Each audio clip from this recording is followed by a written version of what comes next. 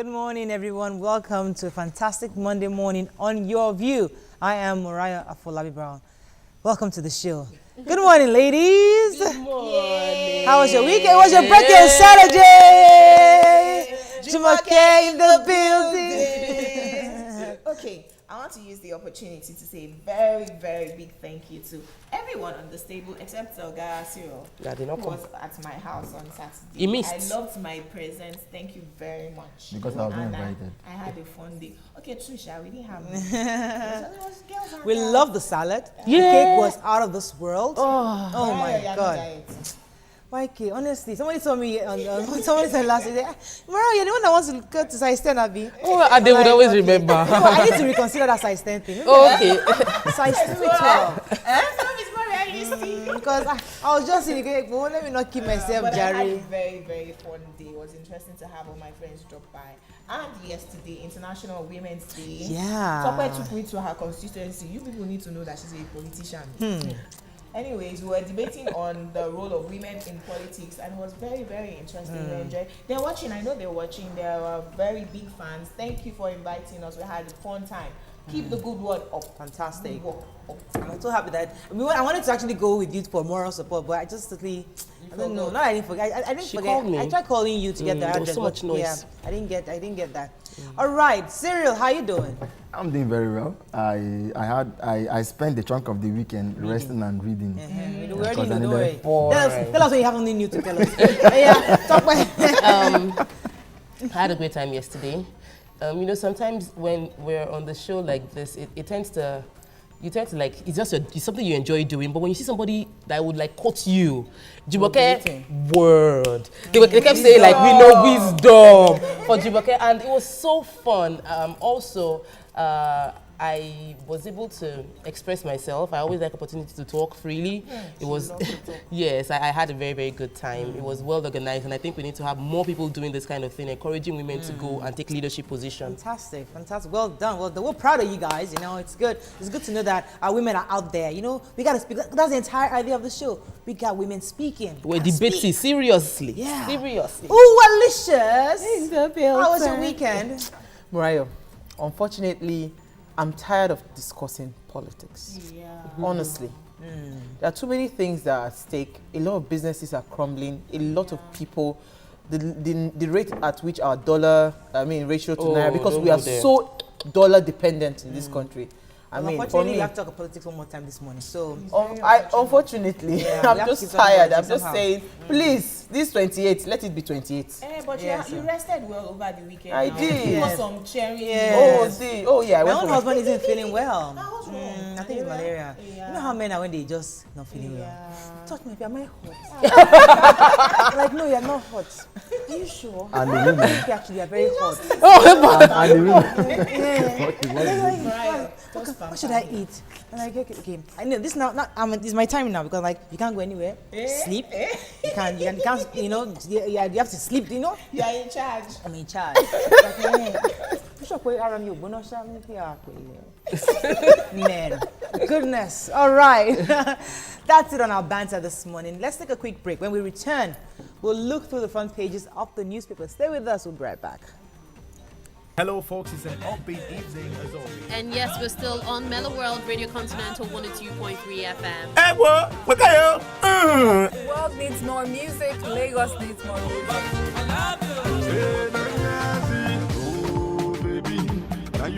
Waiting they don't land. You go make a sengemenge. We give you a back rub. All right? How about that? That is magic. That's what's up. Yes, welcome to another beautiful time on radio. We're here to serve you the greatest, hottest, freshest songs ever released on planet Earth. Wherever you're joining us, whatever your time zone is, we welcome you. He is saying, welcome to Lagos, Mr. Boo. We're ready for you. Yes, it's time for Box of Goodies.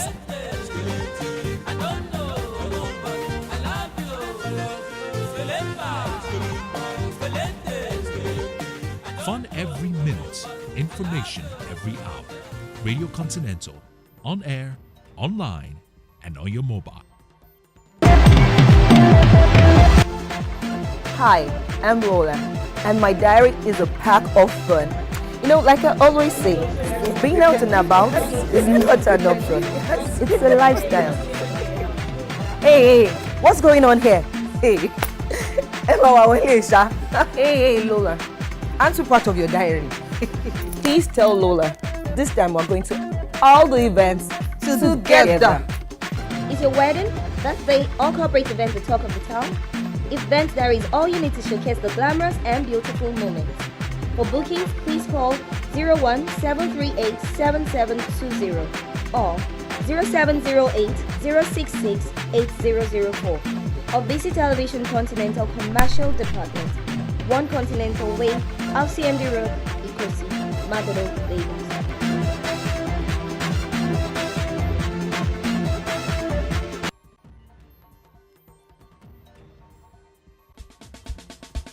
Lagos, the economic capital of West Africa, with a population of more than 20 million people. A lot of things happen here, but not all are well reported. From the island to the mainland, from the government house to your street, Inside Lagos brings you Lagos news in the most informative and entertaining way. I'm Adedoja Salamadini. I live in Lagos, and this is Inside Lagos.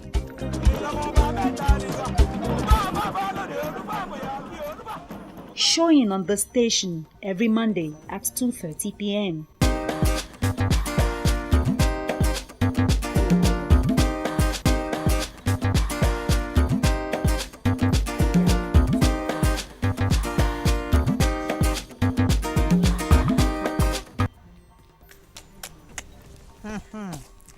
Welcome back. Yes, now that I have some coffee.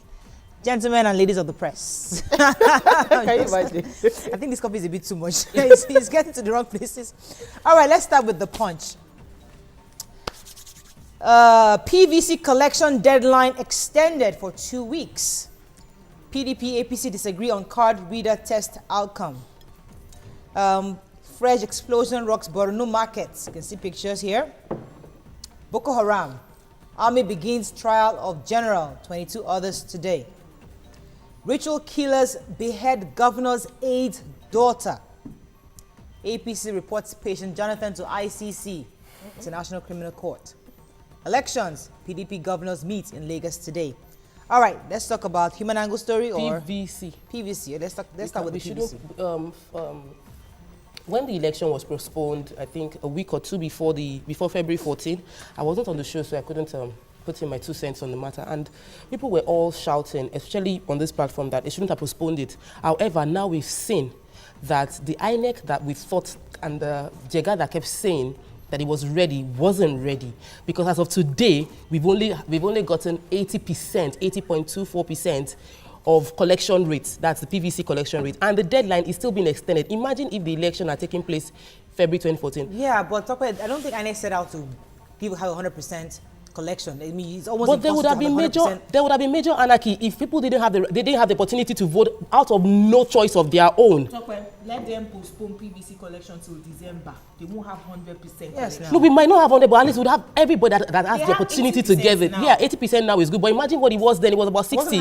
People just did not go and pick up their videos. No, I still checked last week. Mine hasn't been printed yet. So yes, I am among the few that have not gotten ours yet, and it's not because of my fault. It was INEC wasn't ready. So INEC wasn't ready for the election. It was just last week that they decided to test to run the card reader safe. I may agree with you that those people who don't have their PVCs, maybe some of them are willing to vote. But let me tell you that from research over the years, not more than 50% of people will vote anyway. Really, usually. All right, moving on to the nation. Polls, no going back on card readers, says INEC. Picture here of a mother sits with her child at state hospital as she receives treatment for injuries sustained following the bomb blast. CBN declares bank sound. Borno blast death toll now 62. Chad, Niger, troops fight Boko Haram. APC petitions ICC over First Lady's hate speech. Did anybody read that? Did you? I read that because they're saying that the speech saying that they should stone anybody who's campaigning for change. And they felt that because the same thing happened with the wife of Gbagbo, the Ivory Coast, where she was also projecting hate, violence and all that. So they're also reporting that. What would that? No. Reporting her to ICC. Why not to the Nigerian police? No, because Nigerian police, nothing will happen. However, I'm for once. Be like that, no, for once, we should have people who would say things that are wrong should be punished. Do you understand? They should be held accountable. We have a country where people just escape with nothing. As in, you do things that are wrong, you make a statement. On this speech? There are two things to quickly point out. Number one, it's an indictment on our political class. Number two, it's also an indictment on the failure of our own internal institutions. Normally, the National Human Rights Commission, INEC, the police, and other state actors should have waded into the matter. Even if it's, to issue a statement condemning what she has said. But but look at these institutions. They've all been quiet. Either been quiet or even partisan. Compromised. And that was why, in the case of Ekiti State Governor Ayo Fayose, when the violence became so much in Ekiti State, in his state, the party also had to write to Britain, the US, the ICC. Now the argument is that, one, we should have exhausted our own internal mechanisms of taking care of these issues. And two, because the ICC itself deals with issues of genocide, whether the matter was ripe enough. Crime. Yeah, but the point is this. You remember that in Rwanda 1994, what caused the genocide was things like this. Statement. Bad speech. Radio broadcasters went to the studio and said, kill the cockroaches, kill the mosquitoes. And before we know, and I'm glad that, about some 2 weeks ago, Fatu Bensouda, the ICC prosecutor herself, said, that she was watching Nigerian politicians very closely. Because, of course, the elements and what I may say called the precursors to such magnitude of violence are already there. It's But Nigerian, we are happy people. We don't want to go to war. That's so what we thought before Boko Haram became a reality. No, Mariah, you cannot the level. That's why I said I'm tired of discussing politics. When I listen to people speak, the level at which a lot of people are very desperate right now, you cannot measure it. So you cannot say what can happen. You can't predict You can't predict it. All right, let's move on to the Vanguard. for a first lady to come out to say that, and now even the Fani Kayode, it's not only the first lady they should take to the ICC. They should take all the people that came out to say that her statement was right. I have to move on to Vanguard because there's a lot of stories to talk on this morning. Battle against Boko Haram in the Vanguard realm. Chad, Niger launch air-ground strikes in Nigeria. Bloody weekend in Port Harcourt. Niger bank sound. We robbed our victim because his daughters drove expensive cars, says suspect. Maiduguri attack. Death toll rises to 100. North must wait till 2019, says presidency. May I take that story quickly? Doyin Okupe was talking to journalists and was saying that what we need in Nigeria right now is for stability, and that he was urging the northern politicians that the policy right now should be about the continuity in Nigeria and not about one man's political ambition, and so they should wait till 2019 when they will irrevocably, in quotes, have the power to rule or lead for the next 8 years. I don't agree with him. I think that every political party at every election period should bring out competent people. It shouldn't be about which region of the country. Who is competent? Bring them out in each party. Let us go to the polls and decide who we want, regardless of region. I didn't like the word continuity because there's this. It gives me it gives me the feeling like some leaders have the entitlement to a position, whether they performed fantastic or not. You're supposed to earn being in that position. We're supposed to be able to tell you that you did not do a good job. Continuing in what? That's the federal character. Continuing in what line? If we have been saying that if Nigeria wants to be on a progressive path, Section 14, subsection 3 of the Constitution should be expunged. Without argument. That is one. Then number two, I'm glad Okupe is talking about continuity. Let us define what that continuity should be. If we agree that in 2011, Nigerians voted for a particular candidate who became president, continuity and stability can only be sustained and maintained when sovereignty returns to the Nigerian people, who should now again say the same way we acted in 2011, we want to act that same way regardless of who emerges as leader. So continuity stems from the people, it should come from people. Mura, we don't have issues with Mura. I totally agree. We still have a hot topic, which then we can all talk politics together. Daily Sun, gunmen on rampage again. Kill another 4 in Port Harcourt. You can see a picture here of our president with Thabo Mbeki doing the visit to Aso Rock, Abuja. Sorry, this issue, I hope you know what is at stake there. This morning, somebody was telling me that, in fact, we were discussing this in a Radio Continental earlier this morning, and Barrister Bani was saying that it's still this kite of an international government that Abubakar has been allegedly approached. And now we have the Mbeki coming. These are respected and noted African statesmen. Well, for me, I think we need to watch closely how these things are playing out. So you're implying that this could mean... I cannot imply, but it is word on the street.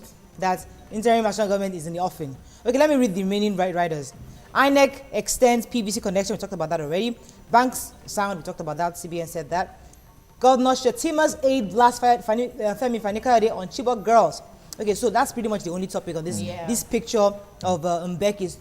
anybody heard anything? In journalism, when we did photojournalism, there's what they call standalone.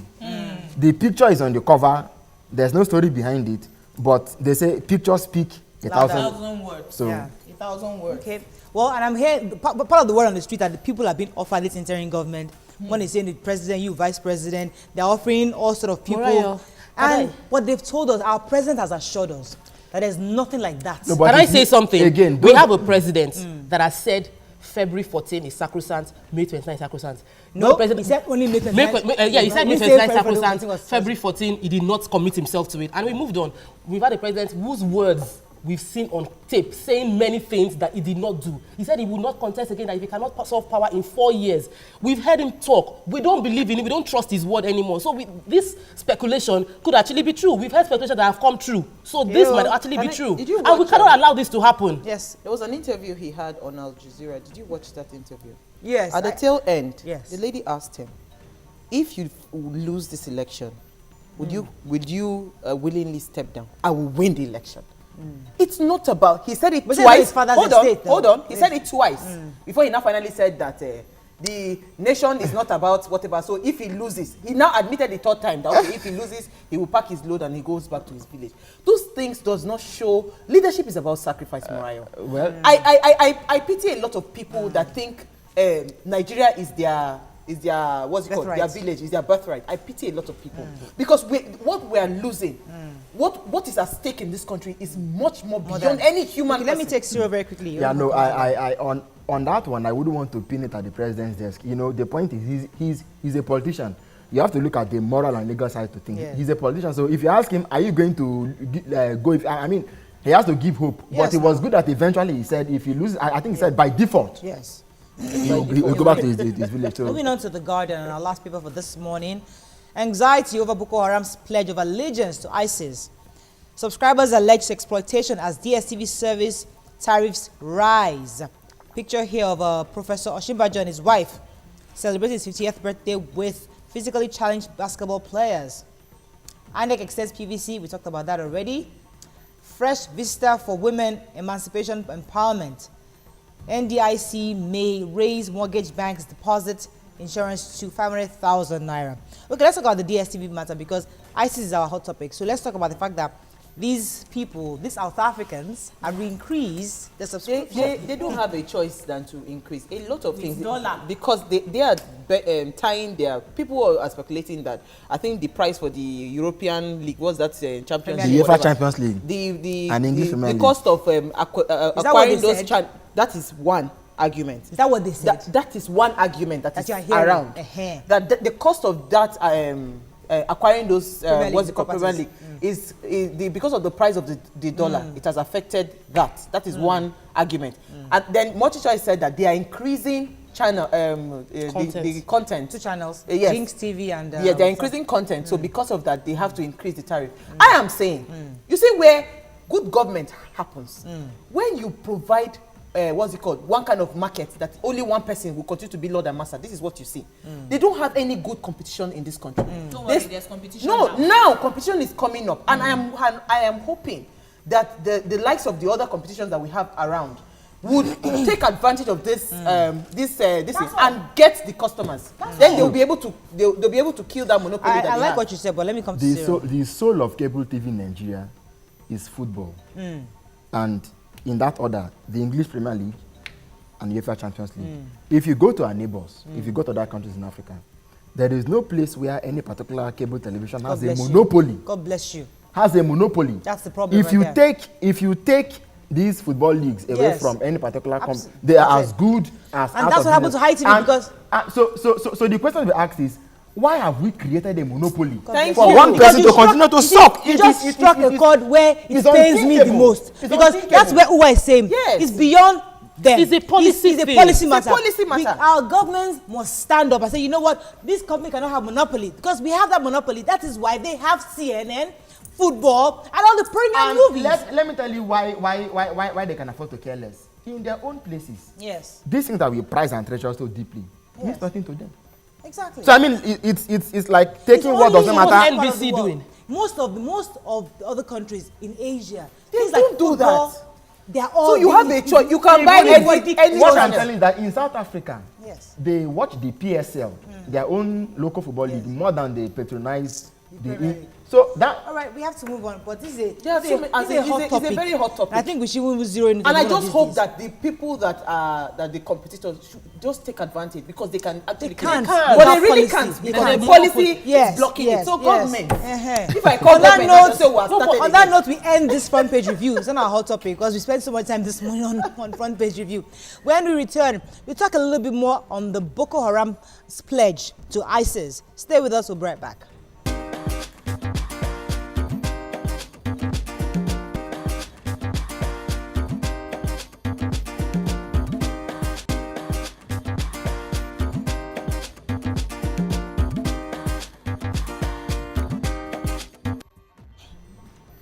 Welcome back.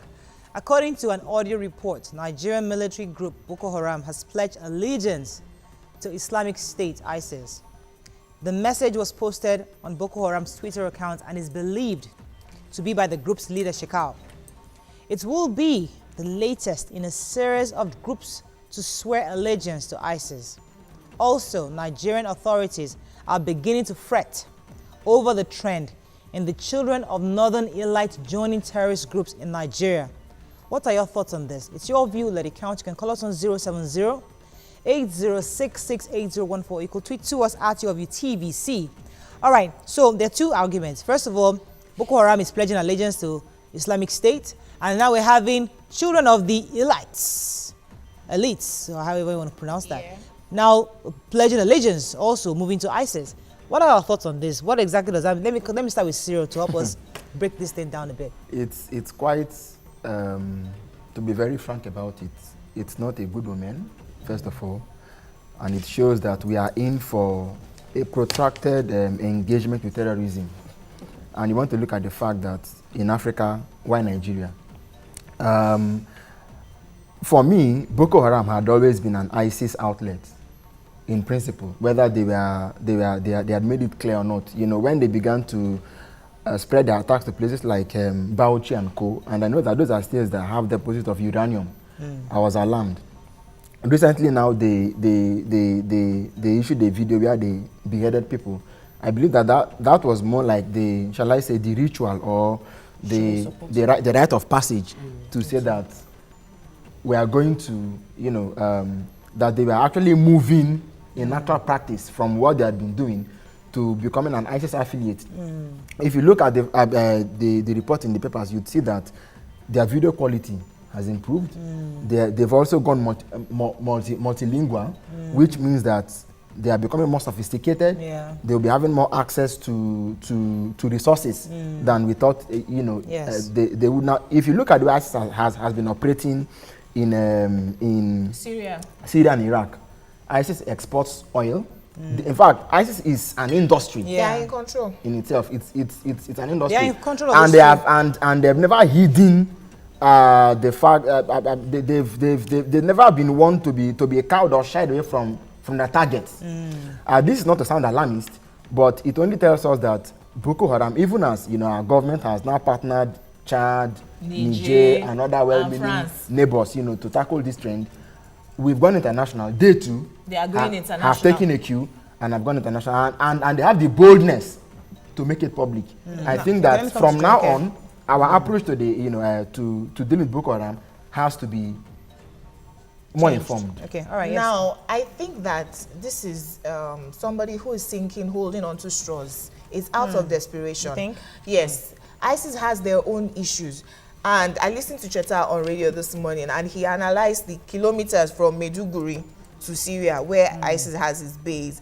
And with all the countries surrounding, facing ISIS, it will be hard for them to start to come down to Maiduguri in support of Boko Haram.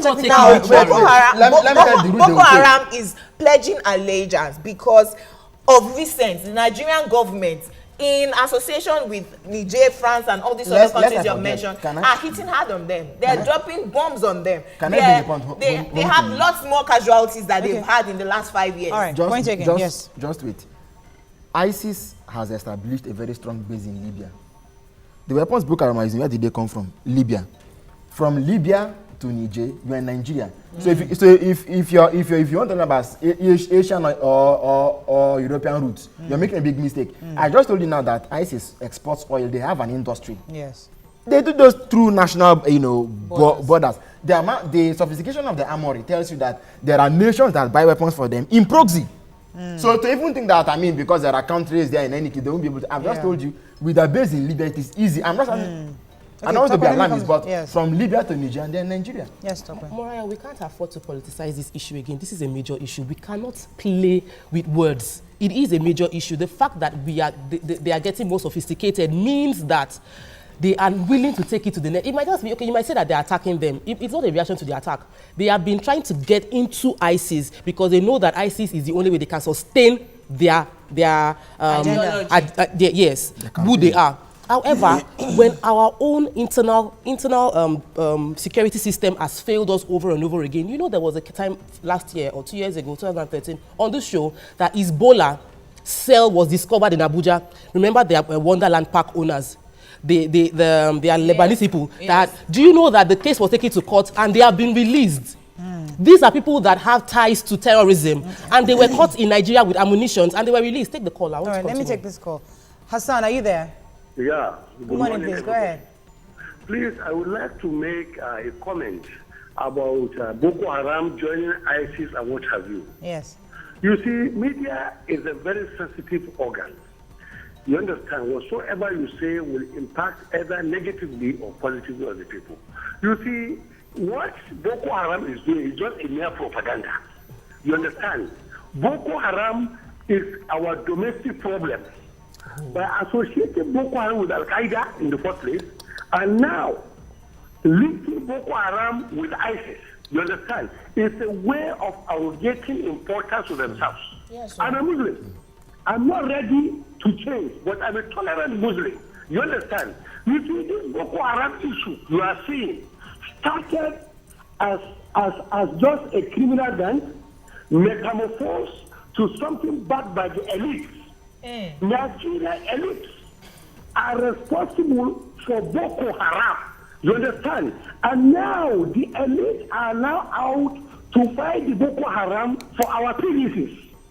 You understand? That is what is really happening. You see, when you are linking them with ISIS, linking them with this, you are just arrogating importance they don't even have. You understand? All right. All these things are all organized crimes by the people. You understand? Against the collective interest and all right. Thank you so much, Hassan. Right, I was making a point. I feel that our security operatives in Nigeria are not taking this as seriously as they should. Everybody with any alleged ties. I'm saying for a fact that somebody was there was an anti-bomb tank. There's this it helps them to fight back when they had a tank, they had ammunitions in Abuja, in Nigeria, owned by Hezbollah, and they were released. The US has frozen their account right now, but they were released in Nigerian courts. We cannot afford to play around with this thing. If you catch anybody with traces, anybody, Mutalab had to be tried in the US, not in Nigeria. We need to fight it. We cannot toy with it. May I correct that? Look, if you go to court without your papers intact, that's our security operative's job. Even if the man was caught with blood in his hands, a judge will release them. So the police need to work. So it's our justice system. When you say that the military has failed us over and over, I may agree, but of recent, they've improved. Can I say something? No, what? Okay, should we go to what? No, because what I'm trying to, the point I want to make is, I saw in the papers this morning that some military people are being tried that are linked to Boko Haram. I understand where Jumoke's argument is coming from, but you see, in a case where it is, you see something that concrete, you don't just, you're not so much in a hurry to release those people. Do you understand? You will still use your discretion. There's a part of discretion and there's a part of the law. Justice. Americans, it is based on speculations that they pick up certain people and interrogate them over and over and over before they now find out certain links and ties. So I think, but they don't keep them in jail. Our security operative need to sit up. Something called probable cause. Yes. That's it was another ground that in America they actually arrest you. There has to be something. That's my own point. So that's what I'm saying. So see, if they had seen something like that and they didn't, what's it called? They did the trials and they released them. It shouldn't have it shouldn't have been done. We have to go on a commercial break because I don't want us to spend so much time. But Cyril, let me let you have the last word on this. What I want to say is that when you have Boko Haram pledging allegiance to ISIS, and you now have people who are leaving the country and going to join ISIS, there's a link. You cannot afford to downplay it. You cannot afford to look down on it. And I've told you that even the analysis you are giving about countries between Nigeria and Syria, I've just given you the route. Libya, where they have very strong ties to Niger, to Nigeria. What we need to do, border control, stronger intelligence gathering, and it's a good thing to say that we've armed the military better. They should continue the onslaught while we partner with the local militias to help us. All right, let's take two quick tweets. Victor says, our government aren't ready to come and fight terrorism to a standstill. Most terrorist suspects are being dealt with in kid gloves. All right. Femi says, Boko Haram joining ISIS shouldn't be a major issue. Even Al-Qaeda rejected Boko Haram for kidnapping Chibok girls. All right, on that note, we end this segment. When we return, we're going to discuss promoting women empowerment because last weekend we celebrated Women's Day. So we're going to be talking about women empowerment again. Stay with us. We'll be right back.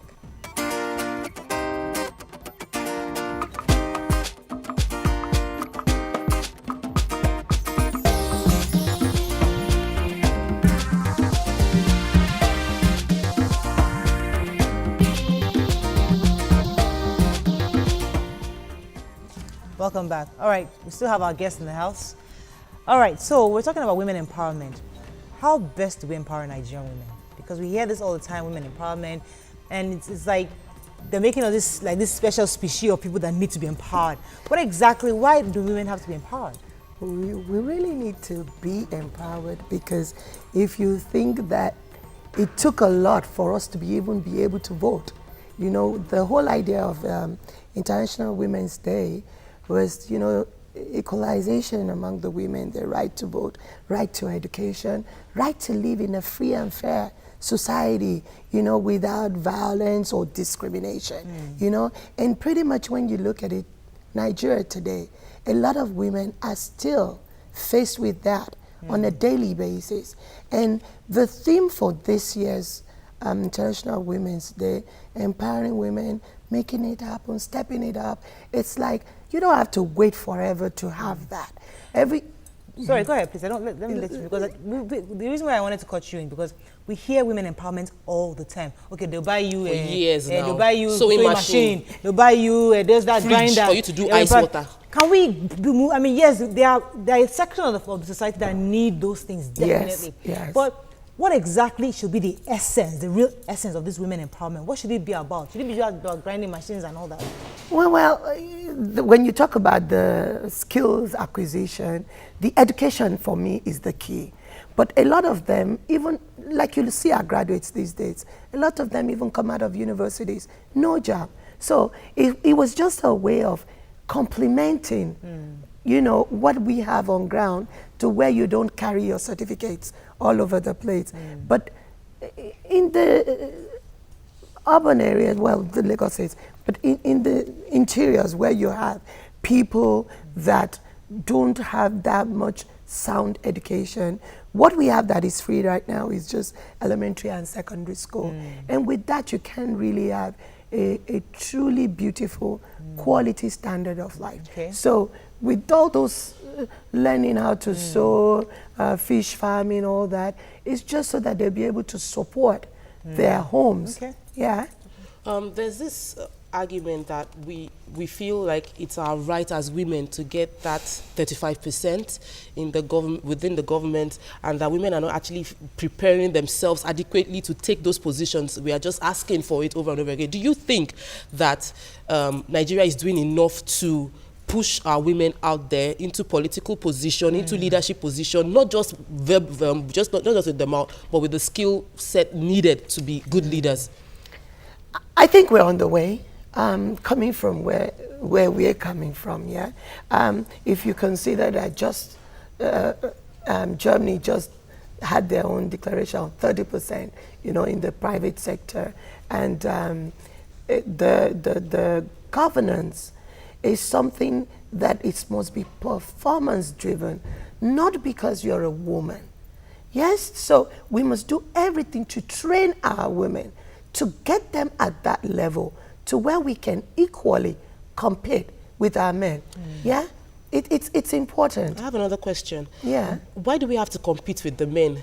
Yesterday, during the debate, there was they brought up the topic of women should focus on when you have to take care of your child. There's a time when you take care of your child, and somebody was saying no. While she was pregnant, she was still working, and when she gave birth, while she was breastfeeding, she still went to perform and all that. Do you think it is healthy for a woman to compete with a man? Because what do you think? When I talk about competition, I'm not saying rivalry between the man and the women.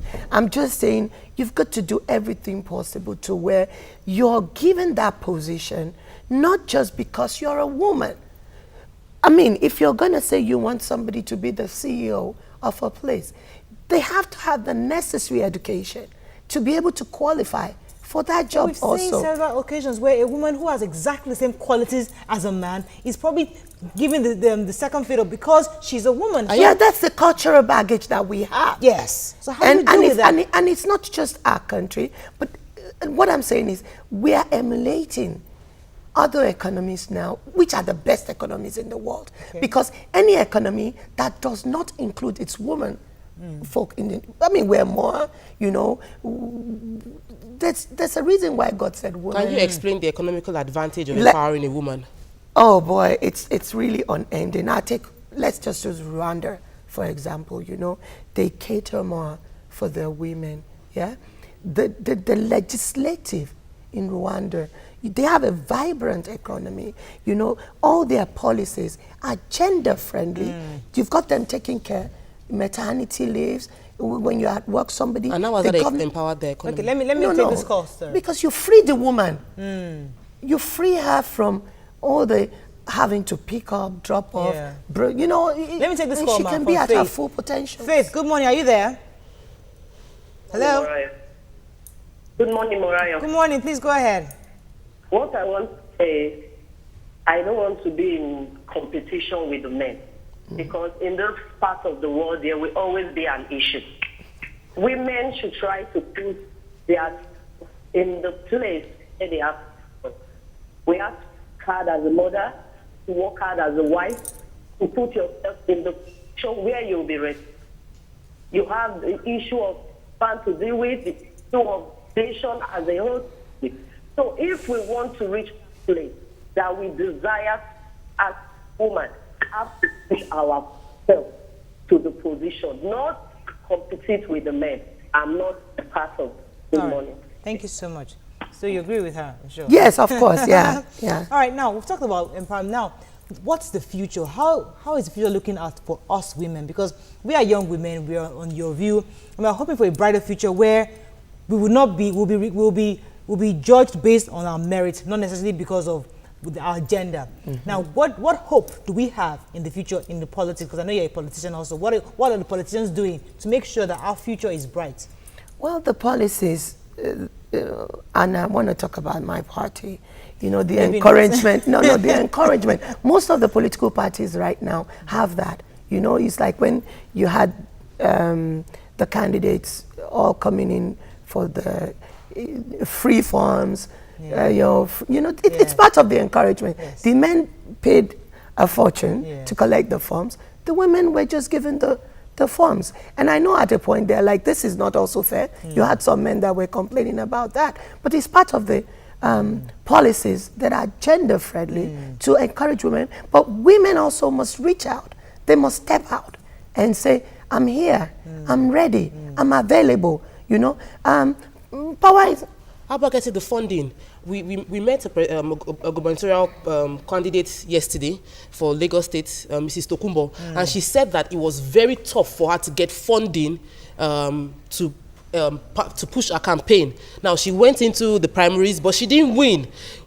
What are you doing as you have an NGO? What is your NGO doing? What are you female politicians doing to support other female politicians that have stepped out to compete for? Have you voted for any of your female contemporaries when they get into that position? Yeah, because some women vote for men instead of voting for women. Yeah, but if you really know what it takes to come out as a party candidate, the funding is important, but it's not only the funding. You have to give your best candidate out there.